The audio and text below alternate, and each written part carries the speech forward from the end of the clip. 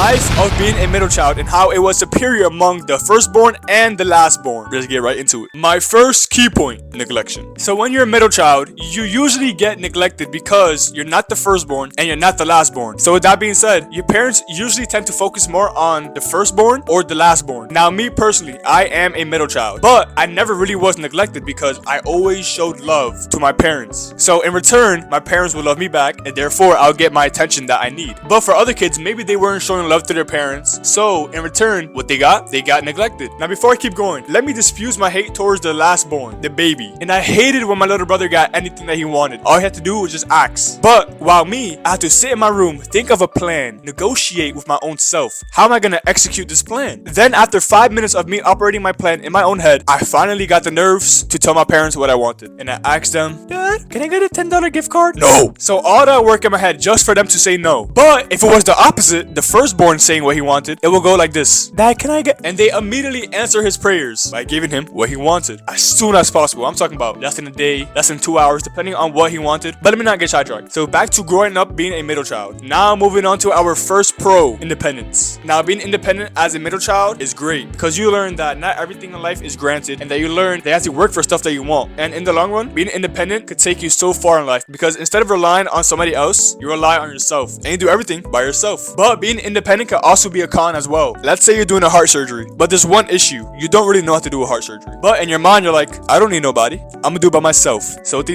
You do the heart surgery. And now that person's dead. Or a different example is when you're in school and you come across a very difficult question, but you say to yourself, okay, I'm gonna do the question, then I'm gonna ask my teacher if it's right or wrong. So you do the question, go to your teacher and ask her, Miss, is it right or wrong? She says it's wrong. So guess what you do? You go and do it again. She says wrong. You do it again. And she says right. So that independence helped you in the long run because it taught you that as long as you keep going, you could benefit yourself. Now for my second con or third con, everything and anything being blamed on you. I kid you not. When growing up, everything was blamed on you. Let's say your little brother falls off a bed. He starts crying. But of course, at the wrong moment, your dad comes in. And of course, you're in the same room with your brother. So what does your dad see? He sees the baby crying, but you're not crying. So he immediately punishes you by, I don't know what they do in your family, but in my family, they yelled or whippings. Or another situation is, let's say your older brother steals money from your parents and your parents realize that money was stolen from them. So what do? They immediately go to the middle child for some odd reason and confront them. Like, what did I do? I'm just in my bed watching TV. And then they say, did you steal my money? And then I'm just there confused. But of course, me being confused, they take that as me being guilty. So I get whoopings for me doing nothing, just me watching TV. Now for my third pro, learning from your siblings' situations. And as a middle child, this helps so much in life. Because look, let's say for some odd reason, your older brother gets taken to jail for doing a very criminal act. And in your eyes, you're seeing this and you're saying to yourself, oh yeah, this is not good. So what does this make you do? This makes you learn that you don't want to do stuff that could potentially put you in jail or potentially put you in custody. And at the end, make your life worse. Or on the opposite hand, your little brother, and you're seeing him and he's doing chores, which is rare because, like, you know, the last born is the most laziest and wow, like a brat. He's a brat. Again, the youngest born is lazy. Let me not get too ahead of myself. And you're seeing that him doing the chores, he gets, let's say, V-Bucks. And you're thinking, oh, wait, if I do a very kind act, I could get rewarded. So you go ahead and do chores and you get rewarded. And just as a person, learning from other people's mistakes or attributes can really teach you the wrongs and rights in life. So my next key point really isn't a pro or con. It's just mainly a family thing. Most siblings face this before, unless you're a single child. But it's basically where it's like your parents call you by the wrong name and they say the other sibling's name. Now, usually most cases, this doesn't really matter. But in scenarios that do matter, it sucks. Because let's say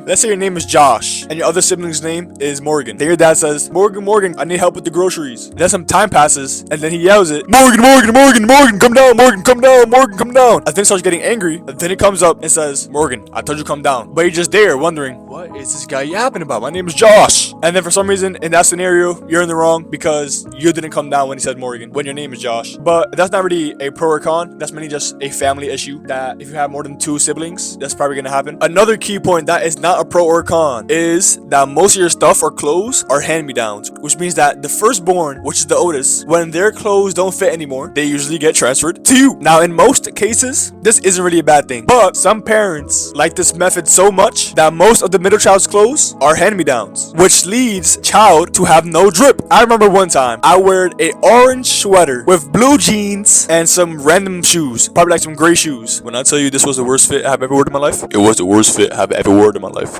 Word. I was pretty much grateful for every clothes I got because clothes didn't really matter to me as long as I had something to wear. I was good. And if people think that there's not really a difference between middle child, youngest child, or oldest child, I mean, there's legit a whole TikTok trend about it, and it's called the middle child syndrome. And I'm not gonna lie, there is some pretty funny TikToks on it, but there are some real with a dot. Take a look at these two TikToks. Being the middle child is the best, bro. And if somebody tells you otra cosa, they're fucking lying. Because look, my older sister got free college and she got a truck. My little sister got a truck as well. She didn't have to go to college. So like me, I got character development. And I just love how my parents don't know my favorite color. And then every time I bring a friend home, we both have to introduce ourselves. Like they forgot I existed, you know? I just think that's so cool. I love how as the years went by, my parents started to like modernize themselves. You know, like I wasn't allowed to go out till I was 20 years old. But my little sister's been going out since she was 13, 14, 15. I don't know where she's going sleepovers. I don't know where. But I mean, I'm just glad my parents are more modern and my little sister gets to live a life that she really enjoys. So since my parents never really congratulated me for anything I did right, I kind of like got really good at everything I do because of how much I wanted, like, you know, their acknowledgement. And now I have skills that get everybody's attention.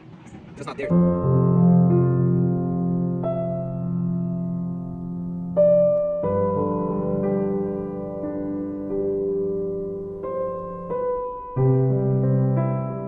Now listen, right? I pretty much covered the main issue or problem with being the middle child. And the reason why I didn't get into the sad ones or the unfortunate ones because I'm not here to make people sad, you know? Well, that concludes the video. I highly doubt that people watched the end, but thank you if you did. Like and subscribe, and see you all next time. Mr. B6000